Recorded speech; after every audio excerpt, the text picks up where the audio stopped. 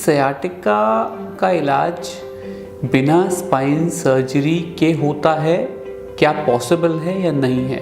तो सबसे पहली बात मैं बताता हूँ, सयाटिका अगर आपको है तो 95 to 99% चांसेस हैं कि आपकी प्रॉब्लम बिना किसी सर्जरी के सॉल्व हो सकती है।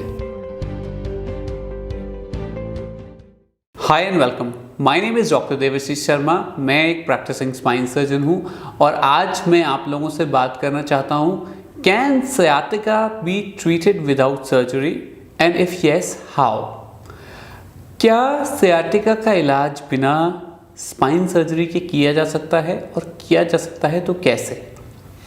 देखिए, बहुत इम्पोर्टेंट सवाल है ये, बहुत इम्पोर्टेंट बात है ये कि सयाटिका का इलाज बिना स्पाइन सर्जरी के होता है, क्या पॉसिबल है या नहीं है? तो सबसे पहली बात मैं बताता हूँ, सयाटिका अगर आपको है तो 95 to 99% चांसेस हैं कि आपकी प्रॉब्लम बिना किसी सर्जरी के सॉल्व हो सकती है। आपको उसके लिए सही डॉक्टर से मिलने की ज़रूरत है।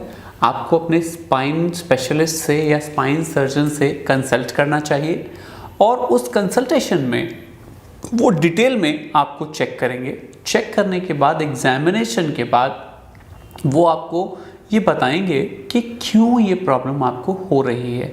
सयाटिका के बहुत सारे कारण हो सकते हैं। कॉजेज़ ऑफ सयाटिका पे हमने एक वीडियो बनाया है जिसको आप देख सकते हैं, जिससे आपको पता लग जाएगा कि क्या क्या कारण सयाटिका के हो सकते हैं। तो यदि सयाटिका हो रहा है और सयाटिका आपको काफ़ी दिन से है तो हमें सयाटिका के इलाज के लिए कई तरह की इलाज कर सकते हैं, जैसे कि फिजियोथेरेपी। फिजियोथेरेपी एक बहुत ही मार्वलस मोडालिटी है जिसमें हम बॉडी में कई तरह के मूवमेंट्स करते हैं, कई तरह के एक्सरसाइजेस करते हैं और कई तरह की मोडालिटीज़ को यूज़ करते हैं। ये सारी मोडालिटीज़ जो होती हैं ये कभी मसल को एक्टिवेट करने के लिए काम आती हैं, कई तरंगें जो शरीर के अंदर तक जाके जो टिश्यूज़ इन्फ्लेम्ड हैं उनका रिलैक्सेशन करती हैं और धीरे धीरे पेशेंट इम्प्रूव करने लगता है। दूसरी थेरेपी होती है कायरोप्रैक्टिस। कायरोप्रैक्टिस में बॉडी में अलग अलग तरह के एडजस्टमेंट किए जाते हैं और उन एडजस्टमेंट से काफ़ी अच्छा रिजल्ट देखने को मिलता है। तीसरी एक बड़ी इम्पोर्टेंट विधि होती है योगा। योगा में कई सारे थेरेपीज़ हैं जैसे पंचकर्मा, जिनसे कि बहुत अच्छा रिजल्ट देखने को मिला है।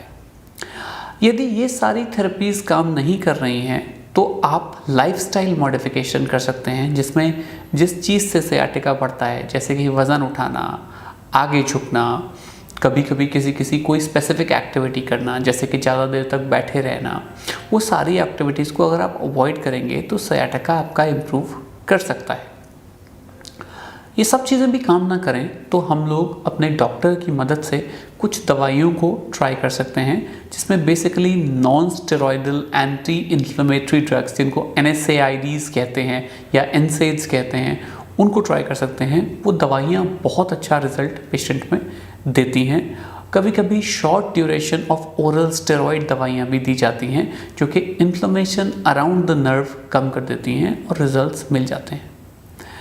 यदि ये सारे तरीके भी फेल होने लगते हैं तो डॉक्टर्स जनरली रेकमेंड करते हैं कि आप एक MRI स्कैन कराएं और MRI स्कैन से ये पता लग जाता है कि प्रॉब्लम किस तरीके की है, कैसे शुरू हुई और उसका मेन कारण सयाटिका का क्या है।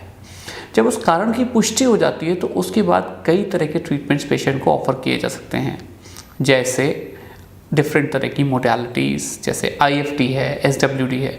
और अगर ये सब नहीं काम करता तो स्पाइनल इंजेक्शन भी एक ऑप्शन होता है। एक स्पाइनल इंजेक्शन होता है जिसका नाम होता है एपिड्यूरल। एक और ज़्यादा टारगेटेड इंजेक्शन होता है, उसका नाम होता है सेलेक्टिव नर्व रूट ब्लॉक। और डिस्टल चैनल सोडियम ब्लॉक्स भी होते हैं जो कि बहुत बढ़िया रिजल्ट्स पेशेंट्स में देते हैं। मैं अपनी प्रैक्टिस में ज़्यादातर पेशेंट्स को एपिड्यूरल नहीं देता, क्योंकि मेरे को लगता है एपिड्यूरल बड़ा जनरलाइज्ड है और वो एपिड्यूरल मतलब डायरेक्टली स्पाइन में दिया जाता है और वो मेन सेंट्रल कैनाल में दिया जाता है। जो सेलेक्टिव नर्व रूट ब्लॉक होता है उसमें आप एग्जैक्ट नर्व रूट जो परेशान है उसको टारगेट कर सकते हैं और ज़्यादा टारगेटेड रिजल्ट दे सकते हैं। ऐसे ही डिस्टल चैनल सोडियम ब्लॉक भी बहुत अच्छी मोडालिटी है जो बहुत अच्छे रिजल्ट्स पेशेंट को देती है। तो ये सारे तरीके हैं जिनसे बहुत अच्छे रिजल्ट्स लिए जा सकते हैं, विदाउट किसी प्रॉब्लम के लिए जा सकते हैं और बिना किसी भी नाइफ के या बिना किसी भी सर्जरी के लिए जा सकते हैं। बस ज़रूरी है कि आप सही टाइम पे डॉक्टर तक पहुंच जाए। हाँ, यदि आप बहुत लेट हो गए हैं, आपकी समस्या को कई महीने निकल गए हैं, आपकी प्रॉब्लम हद से ज़्यादा बढ़ रही है, आपकी प्रॉब्लम में आपको ब्लैडर बाउल की प्रॉब्लम है, एक्सट्रीम पेन है या एक्सट्रीम वीकनेस है, या आप ये सारी चीज़ें ट्राई कर चुके हैं और फिर भी आप ठीक नहीं हो रहे हैं, तो शायद हो सकता है कि आपके डॉक्टर या आपके स्पाइन सर्जन आपको सर्जरी की तरफ इशारा करें या आपको बताएं कि आपको शायद सर्जरी की ज़रूरत है।